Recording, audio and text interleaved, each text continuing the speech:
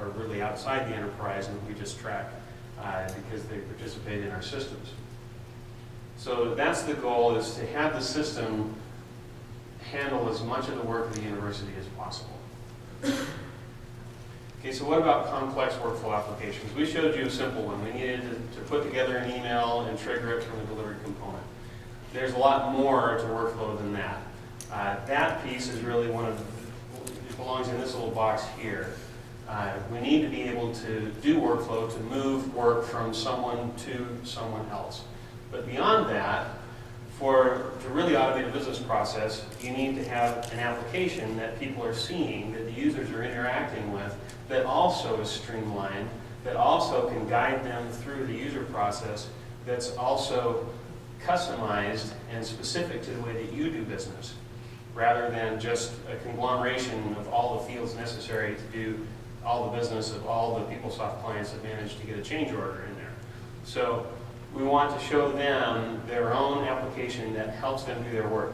It's going to go up to, it's going to workflow, it's going to go to where it needs to go and say, you need to do something too. It's going to send emails, it's going to give work list items, and it's going to move people back into more pages that help them do their job. And then it's going to integrate into the delivered PeopleSoft application and do so seamlessly and painlessly and automatically. Then we also want to be able, if we want, to kick off downstream automations. As a result of this change, we want other things to happen. We want more emails to kick off. We want maybe more eForms to be generated. So, and all of this we want to do in a system that we can easily do reporting off of. We can run queries, see where, who isn't doing their work, where are the oldest work list items out there, where's the most work being done. If there are errors, where are they happening? What kind of trends can we see from all this information? So for a complex workflow, what we want to see is we want to use a full electronic form, and we want the users to be using that simplified task-specific eForm page. So they'll see something that helps them do just what they need to do. We have workflow that moves it along to another user, and they see just what they need to do. We go along the process, include all the people that we need to include, and then we want it to automatically handle the hard stuff for us. We're not trying to replace PeopleSoft. We all invested in PeopleSoft for good reasons. We just want to populate it more efficiently. We want to leverage the power of PeopleSoft without making people look at all those cumbersome pages. Okay. Just to give you a heads up, all that, we have those two little arrows.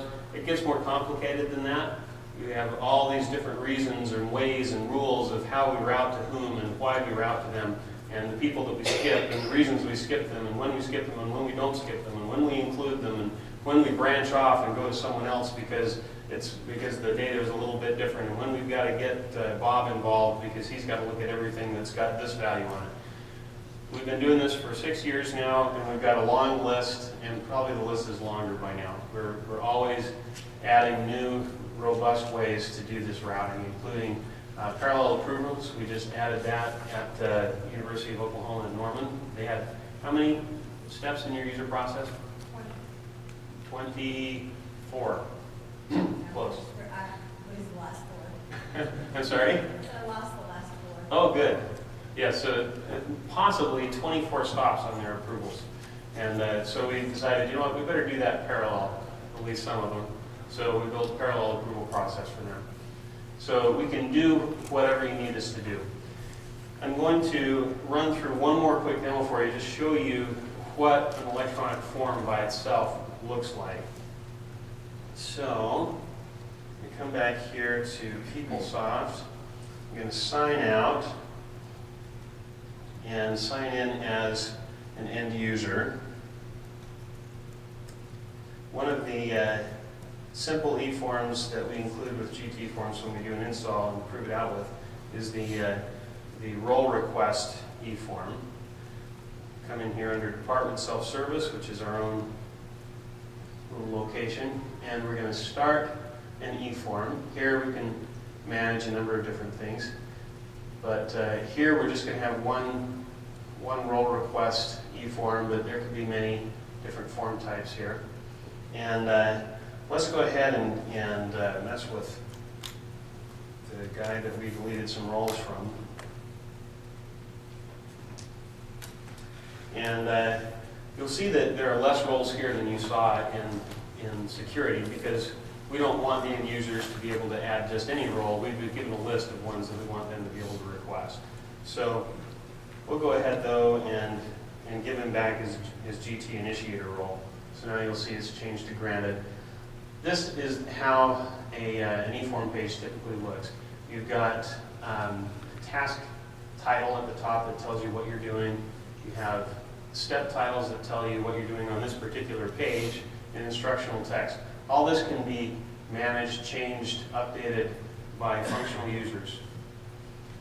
Even which pages get included in this eForm process, how many steps there are, that can be changed by functional users. So you can add a new page, we can take a page away from this process.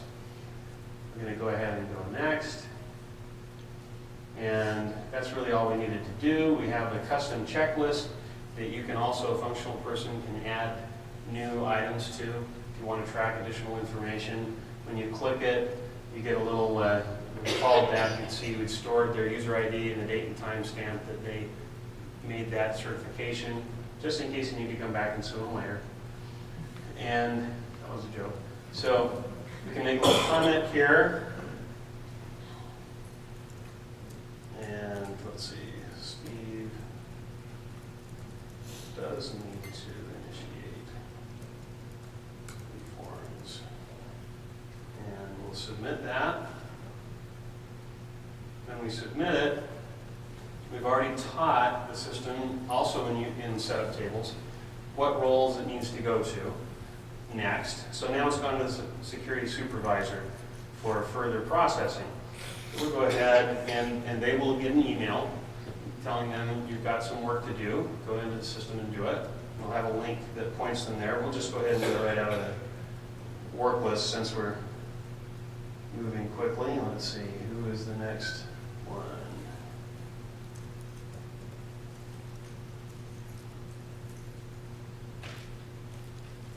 So log in as a security supervisor.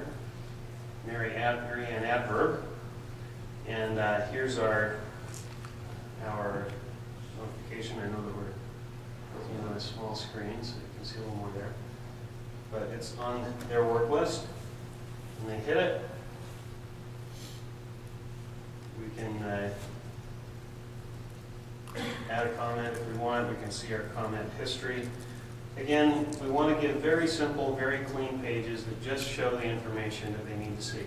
We don't want this person to have to be in the user profile component. It's got lots of tabs, lots of things that they don't need to do, and probably lots of things that they could break. So we're going to go ahead and hit approve. Approve this form, yes.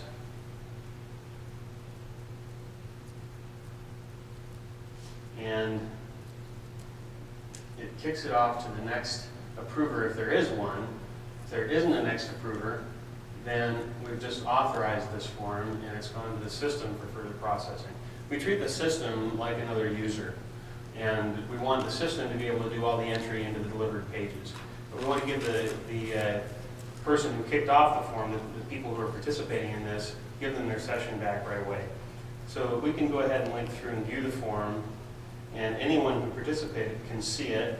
They can see what we did. We granted this role back, and this role didn't change.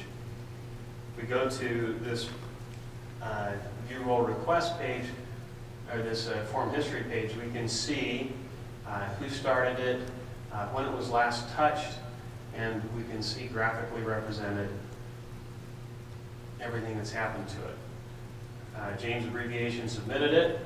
The GT security supervisor approved it after a lag time of just 1 minute. And that's stuff that you clients haven't seen yet either. This is looking pretty cool, huh? So, and then it went to the integration broker successfully, and successfully was entered into the system. You can see the signatures that happened here.